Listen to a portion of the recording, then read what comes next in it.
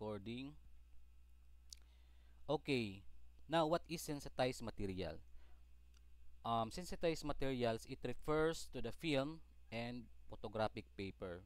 So basically, the film and photographic paper is composed of emulsion, containing silver halide, and of course, it is suspended in gelatin, no? Yung sinasabi po na gelatin is the very purpose of that gelatin is to hold those silver halide na nandun po sa emulsion, and the film is coated of transparent or reflective support para po to avoid scratches po, hindi po ma-scratch kaagad-agad yung um, top portion po ng film, and also yung same with photographic paper, meron din po siyang emulsion which also contain silver halide.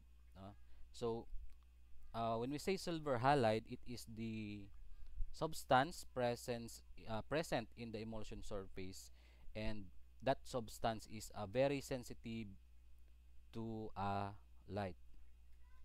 So here are the parts of sensitized materials. Number one is emulsion. Number two is anti-halation backing. And number three is the base. So as you can see in this picture, this is the silver halide crystals that are very sensitive to the light, and the next layer is that so-called cellulose base or the anti-halation backing. So yung pong purpose nito, yung anti-halation backing, is to avoid the light um, from bouncing back. Kasi po ang mangyayari kapag tumama yung light dito sa emulsion, tawag dito, sa emulsion which is sprinkled with silver halide, magkakaroon po siya ng reaction, and then mariregister po yung image na kinunan or yung pumasok doon sa camera, and then didiretso po siya dito sa anti-halation backing. Now what will happen kapag po walang anti-halation backing?